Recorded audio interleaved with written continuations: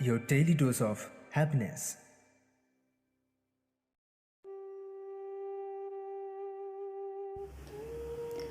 তোমরা কি কিছুই বোঝো না, নাকি সব কিছু বুঝেও দিনের পর দিন আমাকে ক্ষত বিক্ষত করে চলেছ? তোমরা যতই অস্বীকার করো না কেন, হ্যাঁ তোমরা এই সমাজের সব থেকে উন্নত শ্রেণীর জীব হয়েও তবু কেন নির্বোধের মতো আমাকে একটু একটু করে ধ্বংসের দিকে ঠেলে দিচ্ছ? এর কোনো উত্তর আছে কি তোমাদের কাছে? আমি জানি তোমরা যতই শিক্ষা লাভ করো না কেন, যতই আধুনিক প্রযুক্তিবিদ্যায় বলীয়ান হও না কেন, তবুও আমার উপর অত্যাচার করা তোমাদের কমবে না। তোমরা প্রথমে আমার শরীরের বিভিন্ন অঙ্গগুলির উপর একটু একটু করে আঘাত হানছ, তারপর অবশেষে আঘাত হানবে আমার উপর। তোমরা কি জানো না, মানব শরীরের একটা একটা করে অঙ্গ অচল হতে হতে অবশেষে একদিন সমগ্র শরীরটাই অচল হয়ে যাবে? এখন হয়তো তোমরা বলবে, আমার কথা তো তোমরা কিছুই বুঝতে পারছো না। আমার অঙ্গ কারা, আর তাদেরকে বা কিভাবে তোমরা ক্ষতবিক্ষত করছো, আর আমিই বা কে, তাই তো? তাহলে খুলেই বলি, আমার শরীরের অঙ্গগুলি হলো জল, মৃত্তিকা, বায়ু ও জীবজগৎ। তবে প্রাকৃতিকভাবে যা আমার উপর ক্ষতি সাধন করছে তার কথা বলছি না, কারণ ওগুলো তো ভবিতব্য। কিন্তু কৃত্রিমভাবে যে ক্ষতি তোমাদের দ্বারা আমার উপর ঘটছে তার কথা বলছি। তোমরা সব জানো যে নদী বা পুকুরের জলে কখন অক্সিজেনের পরিমাণ কমে যায়, তবুও সব জেনেও তোমরা প্লাস্টিক, কাগজের টুকরো, কাঁচের টুকরোকে নদী ও পুকুরের জলে ফেলে দিচ্ছ। এগুলো বিষকর পদার্থ নয়, তবুও জলে দূষণ ঘটাচ্ছে। আবার কৃষিজমি থেকে নিঃসৃত জলে জৈব ও রাসায়নিক পদার্থ থাকায় এই জল পুকুরে বা নদীতে মিশলে তখন জলে অক্সিজেন হ্রাস পায়, ফলে জলে বসবাসকারী জলজ প্রাণীরা মৃত্যু মুখে পতিত হয়। আবার কলকারখানা থেকে নিঃসৃত বিষাক্ত জৈব, যেমন পেট্রোলিয়াম, পলিসাইক্লিক অ্যারোমেটিক হাইড্রোকার্বন, আবার বিষাক্ত ধাতব পদার্থ যেমন পারদ, তামা, নিকেল, ক্রোমিয়াম, ক্যাডমিয়ামের মতো বিষাক্ত পদার্থ যা জলে ফেলে দিচ্ছ, জলে মিশছে আর জল দূষণ ঘটাচ্ছে। এছাড়া গৃহস্থালির জঞ্জালও আছে জলকে দূষিত করতে, আর এর ফলস্বরূপ ভাইরাস, ব্যাকটেরিয়া, প্রোটোজোয়ার মতো ইত্যাদি সৃষ্টিকারী জীবাণু তৈরি হচ্ছে। তাই আমাকে ক্ষতি করতে গিয়ে তোমাদেরও সেই ক্ষতির মুখে পড়তেই হচ্ছে। এবার আসি আমার আরেকটি অঙ্গ মৃত্তিকার কথায়। মৃত্তিকা অর্থাৎ যাকে তোমরা সবাই মাটি বলে জানো, সেই মাটি যার উপরে তোমাদের বসবাস। অথচ ওই মাটিতেই তোমরা গৃহস্থালির বর্জ্য, আবর্জনা, প্লাস্টিক, কাঁচ থেকে শুরু করে কলকারখানার বর্জ্য, যেমন তাপবিদ্যুৎ কেন্দ্রের ফ্লাই অ্যাশ, রাসায়নিক দ্রব্য, আকরিক নিষ্কাশন প্রক্রিয়ার বিভিন্ন ধাতু, ইস্পাত, এছাড়াও তেজস্ক্রিয় রাসায়নিক বিষাক্ত কীটনাশক, এইসব অবাঞ্ছিত কীটপতঙ্গ মারতে গিয়ে মাটির উপর ফেলছ। ফলে কি হচ্ছে? মাটি, উদ্ভিদ, তার সাথে সাথে তার আশেপাশে থাকা প্রাণী ও মানুষের শরীরকে ক্ষতি করছে। এবার আমার অপর অঙ্গ বায়ুর কথায় আসি। এই বায়ুকে তো তোমরা বিদ্যুৎ উৎপাদন কেন্দ্র থেকে কলকারখানা, শিল্প প্রক্রিয়াকরণ, কৃষিক্ষেত্র থেকে যানবাহন, সর্বরকমভাবেই দূষিত করে চলেছ। এবার বলবে এগুলো দিয়ে কিভাবে দূষিত হয়? তবে বলছি শোনো। কলকারখানা, শিল্প, বিদ্যুৎ শিল্প, কৃষিক্ষেত্র থেকে hydrocarbon, freon gas, bromine, chlorine, SOx, NOx, জৈব সালফেট দূষক উৎপন্ন হয়। আর যানবাহন থেকে উৎপন্ন ধোঁয়ার কারণে carbon monoxide, carbon dioxide, hydrocarbon, hydrogen সালফাইডের মতো বিষাক্ত দূষক উৎপন্ন হয়। আর এই সমস্ত কিছুই সমগ্র জীবজগতের উপর প্রভাব ফেলছে। ফলে পৃথিবীতে বিশ্ব উষ্ণায়ন, অতিবৃষ্টি, অনাবৃষ্টি, মেরু প্রদেশে বরফ গলন থেকে ঋতু পরিবর্তন হঠাৎ করে, যা সমগ্র জীবের অস্তিত্বকে বিপন্নতার মুখে ঠেলে দিচ্ছে। আর এই সব কিছু পুনঃচক্রায়নের ফলে সমগ্র পৃথিবীর প্রাণী জগতের উপর আবারও ফিরে আসছে। তাই বলবো, আমাকে রক্ষা করলে তোমাদেরকে আর বিপদের মুখে পড়তে হবে না। আমি বাঁচলে তোমরাও বাঁচবে। ও হ্যাঁ, এতক্ষণ এত গল্প করলাম, কিন্তু আমি কে তা তো তোমাদের বলাই হলো না। আমি হলাম পরিবেশ, তোমাদের পরিবেশ। আর এই পরিবেশ তো জল, বায়ু, মাটি, জীবজগৎ দিয়েই তৈরি। এই সব কিছুই পরিবেশের এক একটি অঙ্গ। তাই আমাকে ভালো রাখো, দেখবে তোমরাও ভালো থাকবে। হ্যাঁ, আজকে রেডিও কলকাতায় চাষবাসের আলোচিত বিষয় হলো কৃষি ও আমাদের পরিবেশ। এ বিষয়ে বলবেন doctor Saikat Kumar Basu, executive research director, PFS, Lethbridge, Alberta, Canada.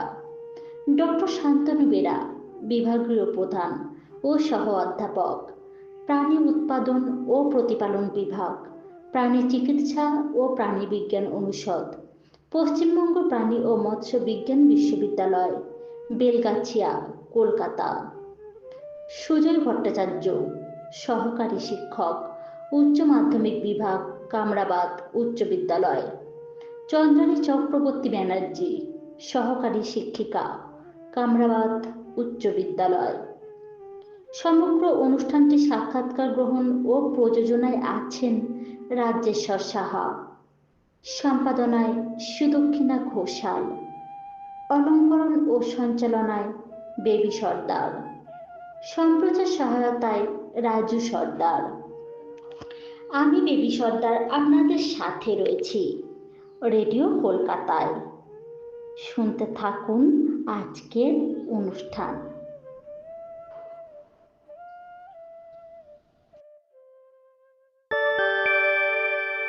এবার আমরা প্রাণী উৎপাদন ও প্রতিপালন বিভাগের প্রাণী চিকিৎসা ও প্রাণী বিজ্ঞান অনুষদ, পশ্চিমবঙ্গ প্রাণী ও মৎস্য বিজ্ঞান বিশ্ববিদ্যালয়, বেলগাছিয়া, কলকাতার বিভাগীয় প্রধান ও সহ অধ্যাপক ডক্টর শান্তনু বেরার থেকে শুনব তিনি কৃষি ও আমাদের পরিবেশ নিয়ে কি বলছেন।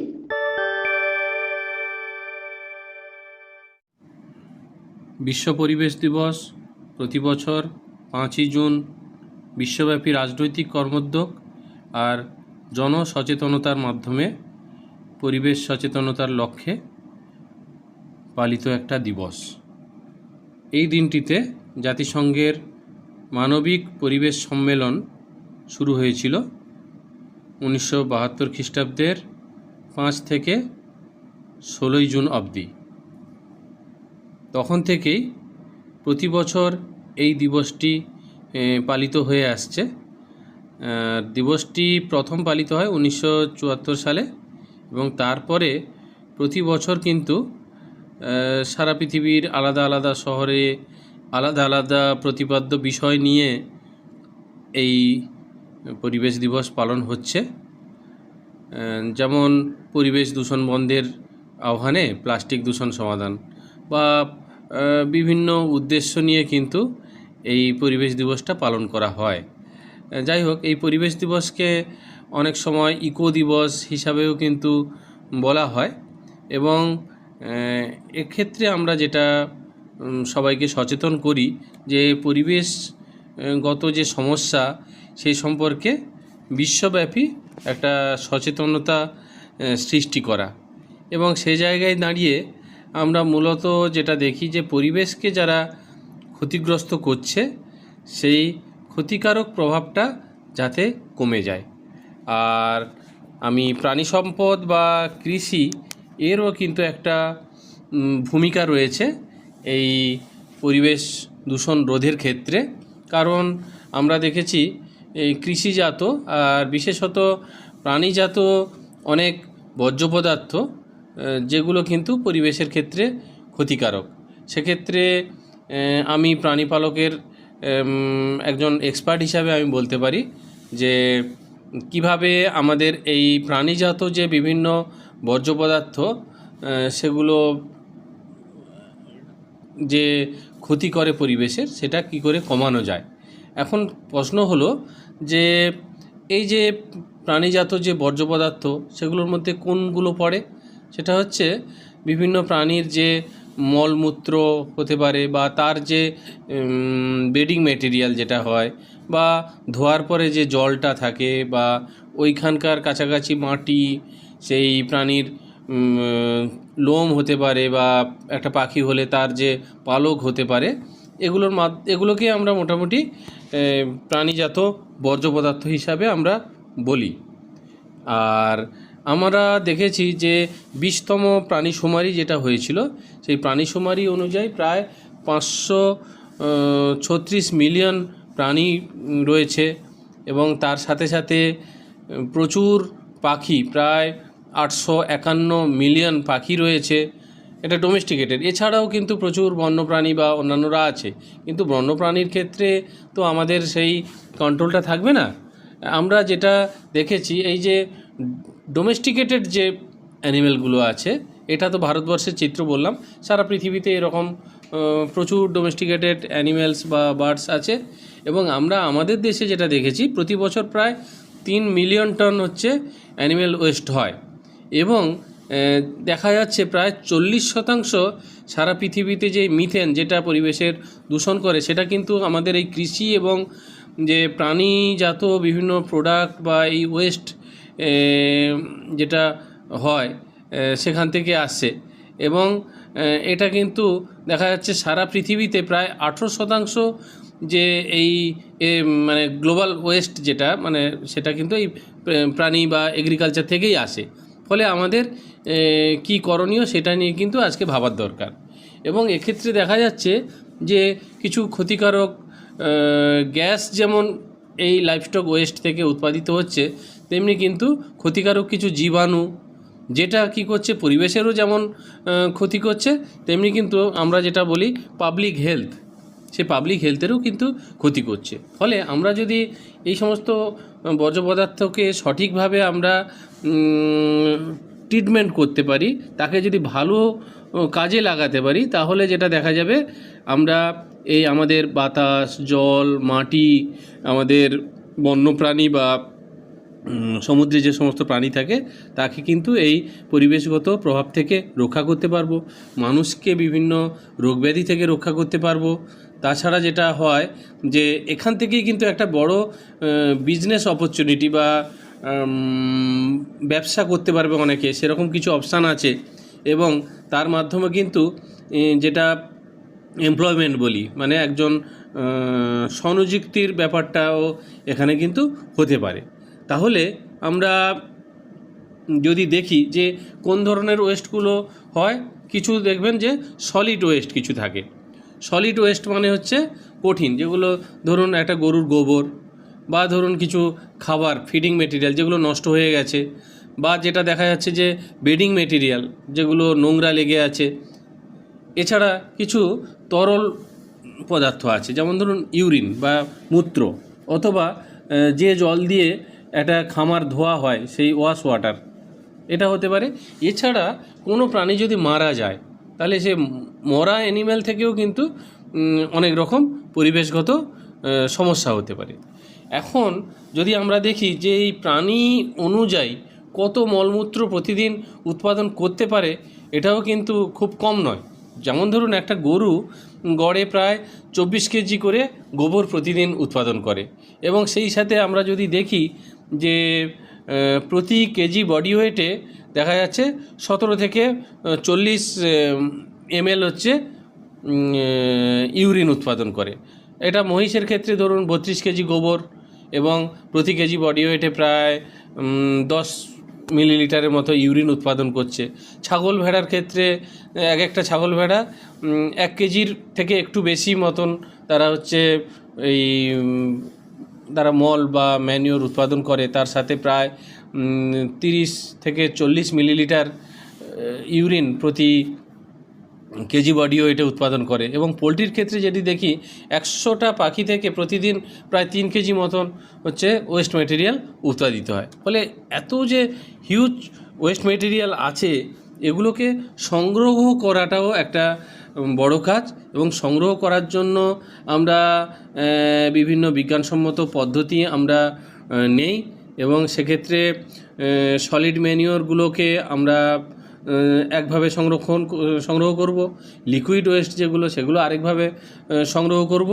মূল কথা হচ্ছে ঠিকভাবে যদি আমরা সংগ্রহ করতে পারি, এর জন্য কিন্তু এখন আধুনিক কিছু ইনস্ট্রুমেন্ট বেরিয়েছে, বিভিন্ন যে ট্রলি, তারপরে ধরুন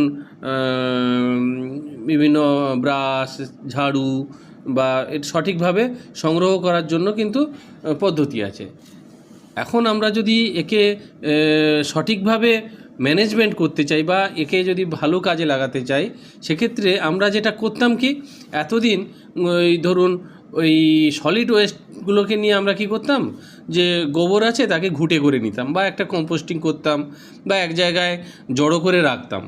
বর্তমান সময়ে কি করা হচ্ছে, বর্তমান সময়ে এই যে সলিড ওয়েস্ট যেগুলো, সেখান থেকে বায়োগ্যাস তৈরি করা হচ্ছে, বা রোটেটরি ড্রাম কম্পোস্টিং বলে একটা পদ্ধতি আমরা ফলো করছি, বা এখন ভার্মি কম্পোস্ট আমরা করছি, বা এখন বায়োডাইনামিক যে ফার্টিলাইজার যেগুলো সেগুলো হচ্ছে, পাইরোলাইসিস করছি, বা এখন shoulder fly, black shoulder fly আপনারা অনেকে শুনেছেন, তার ব্রিডিং করাচ্ছি, বা লিটার ম্যানেজমেন্ট প্রপারলি করছি, বা লিকুইড যে ওয়েস্ট হচ্ছে সেখান থেকে প্রচুর অ্যামোনিয়া উৎপাদিত হয়। এখন এই অ্যামোনিয়াকে যদি আমরা রিসাইকেল করি, সেটাও কিন্তু একটা ভালো কাজে লাগতে পারে। এবারে বিভিন্ন প্রাণী মারা গেলে আমরা কি করতাম, আমরা তাকে হয় পুড়িয়ে দিতাম, না হলে মাটি চাপা দিতাম, অথবা ইলেকট্রিক্যাল ইনসিনারেশন আমরা করতাম। এখন যেটা বলছি যে একে টেন্ডারাইজেশন বা যদি কম্পোস্টিং ঠিকঠাকভাবে করি, তাহলে কিন্তু অনেকটাই কিন্তু কাজে লাগবে। এখন যেটা কথা হচ্ছিল যে বায়োগ্যাসের কথা আমি বলছিলাম, এই বায়োগ্যাসটা কিন্তু আমরা খুব ভালো কাজে লাগাতে পারি। যেমন ধরি আমরা 1 টন যদি ম্যানিওর থাকে, যার মধ্যে ধরুন 20% সলিড আছে, এটা 20 থেকে 25 কিউবিক মিটার বায়োগ্যাস কিন্তু তারা তৈরি করতে পারে। তাহলে এই একটা বায়োগ্যাসের মধ্যে আমরা দেখেছি 50 থেকে 80% হচ্ছে তার মিথেন গ্যাস থাকে, যেটা খুবই ক্ষতি করে। তাছাড়াও কার্বন ডাইঅক্সাইড বা হাইড্রোজেন সালফাইড আছে, কিন্তু এই যে মিথেনটা যদি আমরা পুড়িয়ে দিতে পারি, তাহলে কিন্তু তার যে ক্ষতিকারক প্রভাব যেটা পরিবেশে হয়, সেটা কিন্তু অনেকটা কমে যাবে। আমরা এই মিথেনটাকেই তাপ উৎপাদনের জন্য, আলো জ্বালানোর জন্য, বা অনেক সময় বিভিন্ন ভেহিকেল চালানোর জন্য কিন্তু আমরা ব্যবহার করতে পারি। ঠিক আছে, তাহলে আমরা বিভিন্ন ধরনের প্ল্যান্টের মডেল আছে, সেই মডেলের বেসিসে কিন্তু আমরা এরকম বায়োগ্যাস আমরা করতে পারি। এরপরে যেটা বলবো যে কম্পোস্টিং করা, এই কম্পোস্টিংয়ের ক্ষেত্রে আমরা যেটা করি সেটা হচ্ছে একটা নির্দিষ্ট তাপমাত্রা, নির্দিষ্ট ময়েশ্চার, নির্দিষ্ট পিএইচ, বা একটা অক্সিজেনের মাত্রাটাকে একটা লিমিটেড জায়গাতে আমরা যদি রেখে করি, তাহলে এই যে ফ্রেশ যে জৈব যে আবর্জনা, সেটা কিন্তু একটা স্টেবিলাইজড অর্গানিক মেটেরিয়ালে পরিণত হবে বা কম্পোস্টে পরিণত হবে। এবং এই জায়গায় যদি আমরা রোটারি ড্রাম কম্পোস্টার ইউজ করি, তাহলে কিন্তু অনেক কম সময়ে 2-3 সপ্তাহের মধ্যে কিন্তু আমরা কম্পোস্ট তৈরি করতে পারবো, এবং সেটা কিন্তু আরও আধুনিক একটা পদ্ধতি হবে। এবং আরও একটা পদ্ধতি যেটা বলবো সেটা হচ্ছে, এখন সবাই জানেন যে ভার্মি কম্পোস্টিং করা। এই ভার্মি কম্পোস্টিং করলে কি হয়, ভার্মি কম্পোস্টিং করলে দেখা যাচ্ছে যে গরুর গোবর, সেই গোবরটা কিন্তু আমরা উপযুক্ত সারে কনভার্ট করতে পারছি এবং সেখানে আর্থওয়ার্মের খাবার হিসাবে গোবরটাকে ব্যবহার করে সেখান থেকে কিন্তু ভালো সার উৎপাদন করতে পারি। এবং সেক্ষেত্রে আমরা দেখেছি নাইট্রোজেন, ফসফরাস বা পটাশিয়ামের যে কন্টেন্টটা সেটা 3 থেকে 4 গুণ কিন্তু বাড়ানো সম্ভব। এক্ষেত্রে আমরা হয় বেড মেথডে করতে পারি অথবা পিট মেথডে করতে পারি। এবং বর্তমানে একটা জয়গোপাল ভার্মিকালচার টেকনোলজি, যেটা দেখা যাচ্ছে আগে কিছু বাইরের কিছু আর্থওয়ার্ম আমরা কাজে লাগাতাম, যেমন আইসেনিয়া ফোটিডা বা ইউডিলাস ইউজেনিস, বা বর্তমানে যেটা হচ্ছে পেরিওনিক্স সেলানেজিস, বর্তমানে এখন সিলেকশান বা মেটিংয়ের মাধ্যমে এতে যেটা দেখা যাচ্ছে যে আমাদের এই দেশীয় পরিবেশে কিন্তু অনেক ভালো ভার্মি কম্পোস্ট কিন্তু উৎপাদন হচ্ছে। ঠিক আছে, এছাড়া ধরুন আমরা আরও একটা পদ্ধতি, ধরুন একটা থার্মোকেমিক্যাল প্রসেস, যেটা পাইরোলাইসিসের মাধ্যমে আমরা কিন্তু ম্যানিওরকে আমরা তাপ দিয়ে বা বিভিন্ন কেমিক্যাল ডিকম্পোজিশনের মাধ্যমে কিন্তু সেখান থেকে আমরা কিছু প্রোডাক্ট যেমন গ্যাস, অয়েল, অ্যাশ এগুলো কিন্তু আমরা তৈরি করতে পারছি, যেগুলোর একটা বড় কমার্শিয়াল ভ্যালু আছে। আচ্ছা, আরেকটা যেটা আমরা বলছিলাম সেটা হচ্ছে একটা ব্ল্যাক শোল্ডার ফ্লাইয়ের কথা আমরা বলছিলাম। ব্ল্যাক শোল্ডার ফ্লাইয়ের ক্ষেত্রে কি হয় না, এক্ষেত্রে এই বড় বড় পোলট্রি ফার্মে প্রচুর পরিমাণে হচ্ছে ওয়েস্ট ম্যাটেরিয়াল হয়। সেটাকে আমরা যদি এই ব্ল্যাক শোল্ডার ফ্লাইয়ের মাধ্যমে যদি তাকে তার খাবার হিসাবে যদি এটাকে ব্যবহার করাই, সেক্ষেত্রে আমরা যেটা দেখেছি যে যেমন সার তৈরি করা সম্ভব হবে, তেমনি কিন্তু ওই যে লার্ভাস যে স্টেজটা থাকছে, এই লার্ভাটাকে কিন্তু বিভিন্নভাবে মাছের খাবার, পাখির খাবার বা বিভিন্ন জুতেও কিন্তু আমরা রেপটাইলস বা অ্যাম্ফিবিয়ান্স এদের জন্য কিন্তু খাবার হিসাবে ব্যবহার করতে পারবো। তাহলে একদিকে যেমন পরিবেশ থেকে বাঁচাতে পারবে, একদিক থেকে আমরা দেখছি যে এটাকে ইম্পর্ট্যান্ট একটা জবের অপরচুনিটি বা একটা কাজের জায়গা তৈরি করতে পারবো। এবং আরেকটা জিনিস আমি বলবো, বর্তমান সময়ে যেটা খুবই জনপ্রিয়, সেটা হচ্ছে মাছ এবং প্রাণীর যে সুসংহত চাষ। সেখানে আমরা মাছ, একটা পুকুর পাড়ে যদি একটা হাঁসের ঘর করি, বা একটা পুকুর পাড়ে যদি আমরা শূকরের ঘর করি, বা আমরা যদি এগ্রিকালচার কম্পোনেন্টও এর সঙ্গে যোগ করি, এই যে প্রাণীজাত যে বর্জ্য পদার্থটা সেটা কিন্তু মাছের খাবার হয়ে যায়। অথবা অনেক সময় যে সারটা উৎপাদিত হয় সেই সারটা কিন্তু হর্টিকালচার বা কৃষির যদি কোনো কম্পোনেন্ট থাকে তারও কিন্তু কাজে লেগে যায়। ফলে আমরা এই সুসংগত চাষটাকেও আমরা ভাবতে পারি পরিবেশ দূষণ রোধের ক্ষেত্রে। আরেকটা জিনিস বলবো, বায়োডিনামিক ফার্টিলাইজার বলে একটা কথা বলি।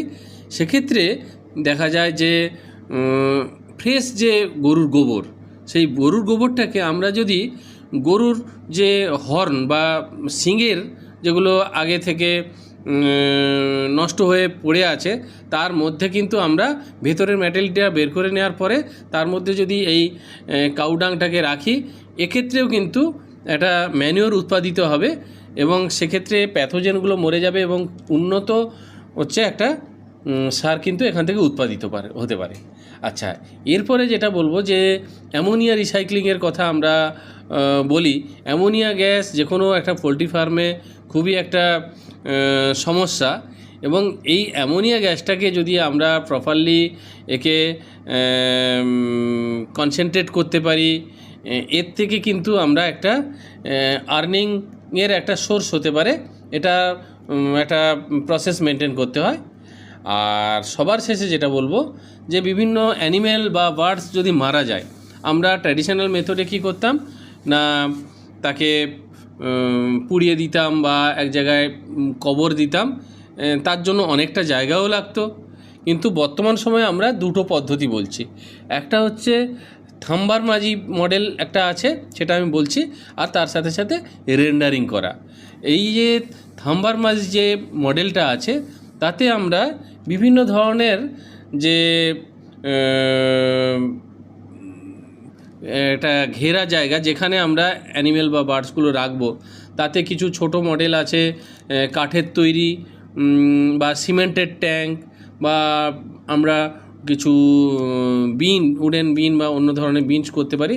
তাতে আমরা অ্যানিমেলগুলো রেখে তাতে কিছু লিভস বা তাতে অর্গানিক ওয়েস্ট আরও কিছু তার উপরে আমরা লেয়ার করে যদি দেই, সেটা কিন্তু যেটা হচ্ছে ব্যাকটেরিয়াল যে অ্যাক্টিভিটি চালু হবে এবং আস্তে আস্তে সেটা কম্পোস্টিংয়ের দিকে যেতে পারে। এছাড়া যেটা হয় যে অন্যান্য অ্যানিম্যালের ক্ষেত্রে মরে যাওয়ার পরে, বিশেষ করে বার্ডসের ক্ষেত্রে, তার যদি কিছু অংশ আমরা কাজে লাগাতে পারি। অনেক সময় পোলট্রি থেকে তার ফ্যাটটাকে আলাদা করা হয়, মিট পোর্শনটাকে আলাদা করা হয়, সেখানে বোন মিল হতে পারে, মিট মিল হতে পারে, বা সেখান থেকে আমরা বিভিন্ন ফিড, ডগ ফিড, টক ফিড, এগুলো কিন্তু তৈরি হতে পারে। তাহলে সেটাকে আমরা একটা ভালো কাজে লাগাতে পারি। এইসব কাজ করতে গেলে যে গভর্নমেন্ট কিছু হেল্প বা অ্যাসিস্ট্যান্স, এগুলো অনেক জায়গায় দরকার হয়। সেক্ষেত্রে আমরা কিছু গভর্নমেন্ট ইনিশিয়েটিভ বা আমাদের চাষি ভাইরাও কিছু সাহায্য পেতে পারে কিনা, সেটার দু একটা কথা আমি বলবো। যেমন ধরুন, গোবর্ধন 1 বলে একটা গভর্নমেন্ট অফ ইন্ডিয়ার প্রকল্প, যেটা এপ্রিল 2018-এ ফার্স্ট লঞ্চ হয়, এবং সেক্ষেত্রে আমরা এই প্রজেক্টটার নাম হচ্ছে galvanizing organic bio agro resource Dhan. মানে এই রকম একটা প্রজেক্টের মাধ্যমে কি হয়, এই যে বায়োডিগ্রেডেবল যে ওয়েস্ট যেগুলো আছে, সেগুলোকে আমাদের স্বচ্ছ ভারত মিশন, যেটা SMBG এর আওতায় এনে আমরা ভিলেজকে ক্লিন করা বা একে যে বিভিন্ন ধরনের এনার্জি প্রোডাক্ট করা যায় কিনা, সেটার একটা প্রোগ্রাম নেওয়া হচ্ছে।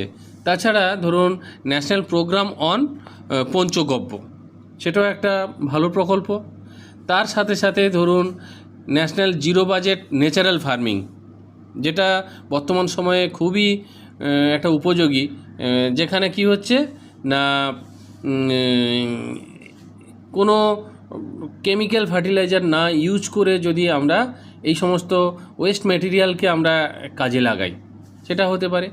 এছাড়া আমরা এখন বীজামৃতর কথা বলছি, এছাড়া আমরা জীবামৃত বা জীবামুক্ত এই ধরনের কিছু কথা এখন বলি, যেটা হচ্ছে ফার্মেন্টেড মাইক্রোবিয়াল কালচার, যেটা হচ্ছে এই গরুর গোবর, ইউরিন বা বিভিন্ন যে পালস বা জ্যাগেরিজ সেখান থেকে, বা কিছু আনকন্টামিনেটেড সয়েল যেগুলো, সেগুলোকে কাজে লাগিয়ে কিন্তু আমরা এটা করতে পারি। এখন কথা হচ্ছে, এই যে যে জিনিসগুলো গভর্নমেন্ট ইনিশিয়েটিভ নিচ্ছে, সেক্ষেত্রে বায়োগ্যাস জেনারেশান একটা ভালো প্রকল্প হতে পারে। এক্ষেত্রে আমরা খাদি প্রাকৃতিক পেন্ট, সেটাকেও বর্তমান সময়ে একটা ইউজ করছি। তাতে কি হচ্ছে, ইকো ফ্রেন্ডলি এবং নন টক্সিক কিছু পেন্ট, এবং সেটা অ্যান্টিব্যাকটেরিয়াল অ্যাক্টিভিটি যে আছে, সেটাকে আমরা করতে পারি। এছাড়া আমরা কি করতে পারি না, এছাড়া আমরা মানুষকে অ্যাওয়ার করে বিভিন্ন ধরনের প্রোডাক্টকে আমরা কমার্শিয়ালাইজড করতে পারি। যেমন ধরুন, কাউডাং কেক বর্তমান সময়ে কিন্তু অনলাইনে পাওয়া যাচ্ছে। তারপরে ধরুন, এই যে কাউডাং থেকে বিভিন্ন মডেলস তৈরি হচ্ছে, সেটাকেও কিন্তু একটা কমার্শিয়াল ভ্যালু হতে পারে। ফলে সবাইকে আজকের দিনে এগিয়ে আসতে হবে বিশ্ব পরিবেশ দিবসের আগে, যে প্রাণীজাত বিভিন্ন যে বর্জ্য পদার্থ বা কৃষিজাত যে বিভিন্ন বর্জ্য পদার্থ যাতে আমাদের পরিবেশের ক্ষতিকারক না হয়ে, সেটাই কিন্তু আগামী দিনে মানুষের জীবন জীবিকার ক্ষেত্রে সহায় হয়। এতক্ষণ আমরা ডক্টর শান্তনু বেরার থেকে কৃষি ও আমাদের পরিবেশ নিয়ে কিছু কথা শুনলাম। এখন শুনবেন বিশিষ্ট শিল্পী পূর্ণচন্দ্র সামন্তের কণ্ঠে এ বিষয়ের উপর লেখা গান। সহযোগী কণ্ঠে সৌমি সামন্ত চক্রবর্তী।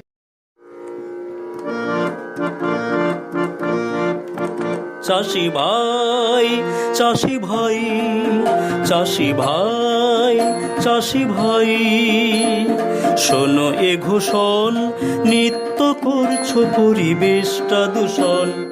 পরিবর্তন করো চাষের ধরন, পরিবর্তন করো চাষের ধরন। চাষি ভাই, চাষি ভাই,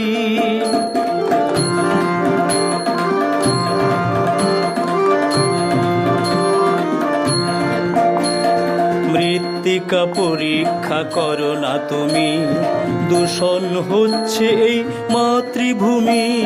মৃত্তিকা পরীক্ষা করো না তুমি, দূষণ দূষণ হচ্ছে এই মাতৃভূমি। জমিতে দিচ্ছ সার ইচ্ছে মতন, জমিতে দিচ্ছ সার ইচ্ছে মতন। পরিবর্তন করো চাষের ধরন, পরিবর্তন করো চাষের ধরন। চাষি ভাই, চাষি ভাই।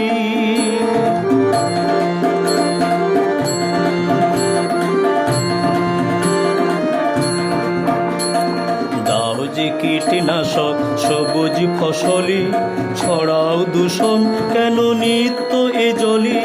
দাও যে কীটনাশক সবুজ ফসলি, ছড়াও দূষণ কেন নিত্য এ জলে।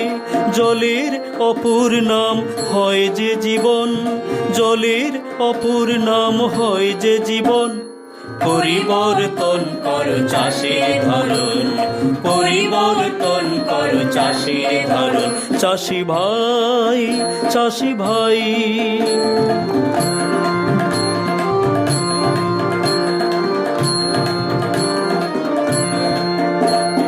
বাতাস দূষণ আর ফসল দূষণ, মাটিও দূষণ তুমি করছো ভীষণ।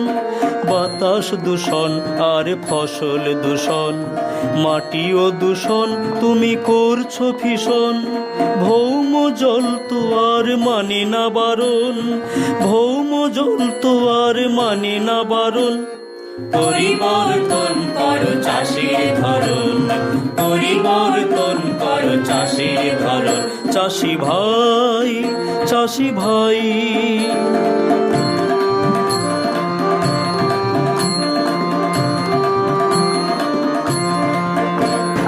বিজ্ঞান এসে গেছে চাষের সভায়, অজ্ঞান তবু তুমি কেন অসহায়।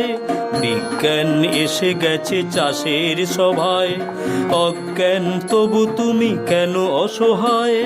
নতুন প্রযুক্তিতে বাড়বে ফলন, নতুন প্রযুক্তিতে বাড়বে ফলন। পরিবর্তন করো চাষের ধরন, পরিবর্তন করো চাষের ধরন। চাষি ভাই, চাষি ভাই, চাষি ভাই, চাষি ভাই। শোনো এ ঘোষণ, নিত্য করছো পরিবেশটা দূষণ। পরিবর্তন করো চাষের ধরন, পরিবর্তন করো চাষের ধরন, পরিবর্তন করো চাষের ধরন। এতক্ষণ শুনলেন বিশিষ্ট শিল্পী পূর্ণচন্দ্র সামন্তের কণ্ঠে এ বিষয়ের উপর লেখা গান। সহযোগী কণ্ঠে সৌমি সামন্ত চক্রবর্তী।